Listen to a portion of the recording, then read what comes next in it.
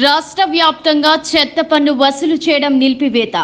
భీమునిపట్నం మండలం చిట్టివలసలో నిర్వహించిన మీడియా సమావేశంలో విశాఖ పార్లమెంటరీ సెక్రటరీ పిట్టా సురేష్ మాట్లాడుతూ రాష్ట్ర వ్యాప్తంగా పట్టణాలు, నగర, గ్రామీణ ప్రాంతాల్లో చెత్త పన్ను వసూళ్లను నిలిపివేయడంతో ప్రజలు సంతోషం వ్యక్తం చేస్తున్నారు. ఈ సందర్భంగా చిట్టివలసలో ప్రజలు చెల్లించే ఇంటి పన్నుకు లైబ్రరీ, శానిటేషన్, ఫైర్, స్పోర్ట్స్, వీధి లైట్లు వంటి సౌకర్యాలను కల్పించాల్సిన బాధ్యతలు ఆయా మున్సిపాలిటీలు, నగరపాలక సంస్థలపై ఉన్నాయని గుర్తు చేశారు.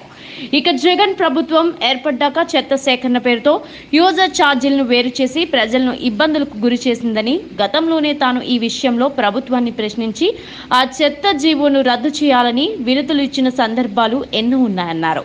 ఈ నేపథ్యంలోనే చంద్రబాబును అధికారంలోకి తెచ్చిన ప్రజలకు ఇచ్చిన హామీ ప్రకారం ప్రమాణ స్వీకారం కాకముందే చెత్త పన్ను వసూళ్లను నిలిపివేయడంతో ప్రజలు సంతోషం వ్యక్తం చేస్తున్నారని వివరించారు. ప్రభుత్వం ప్రమాణ స్వీకారం చేయకముందే ప్రజారంజక పాలన మొదలైంది అని అన్నారు. ఇక తమ ప్రభుత్వ హయాంలో ప్రజలకు సంక్షేమం, అభివృద్ధితో పాటు రాష్ట్రానికి ఆదాయం వచ్చే విధంగా పాలన జరగబోతుందని పిట్టా సురేష్ ఆశాభావాన్ని వ్యక్తం చేశారు. 2019 వైసీపీ గవర్నమెంట్ వచ్చిన తర్వాత ఒక పద్ధతి, ఒక శాస్త్రీయత, ఒక నిబద్ధత లేనటువంటి చెత్త పన్ను విధానాన్ని ప్రవేశపెట్టి ప్రజలపై భారం మోపింది. మరి ప్రజలందరూ కూడా ఏ ఒక్కరూ ఈ చెత్త పన్ను కట్టే విధానం మంచి పద్ధతి కాదు. ఆల్రెడీ మనం ఇంటి పన్ను కట్టే దాంట్లో మనకి హౌస్ ట్యాక్స్లో ఏదైతే ఉందో ఈ చెత్త పన్ను అనేది మనం డ్రైనేజ్ ట్యాక్స్ కింద కడుతున్నాం.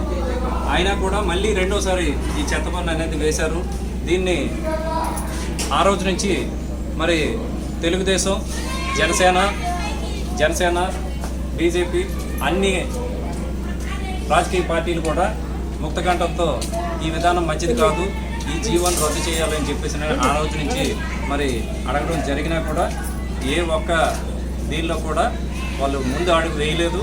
ప్రజలైతే తిరగబడి ఎక్కడ కూడా ఇంటి పన్ను కట్టకుండా ఉంటే దాన్ని రకరకాలుగా వాలంటీర్స్ ప్రభుత్వం ప్రజారంజక పాలన అందిస్తుంది అనే ఉద్దేశంతో మరి ఆంధ్ర రాష్ట్ర ప్రజలందరూ కూడా అత్యధికమైనటువంటి మెజారిటీతో మరి ఇక్కడ అసెంబ్లీ స్థానాలు కానీ, పార్లమెంట్ స్థానాలు కానీ ఎక్కువ స్థానాల్ని ఇచ్చి ఇక్కడ కూటమి అభ్యర్థులు అయితేనే, చంద్రబాబు నాయుడు గారు అయితేనే ప్రజారంజక పాలన అందుతుంది అనే ఉద్దేశంతోనే మరి ఈ విధమైనటువంటి తీర్పునివ్వడం జరిగింది.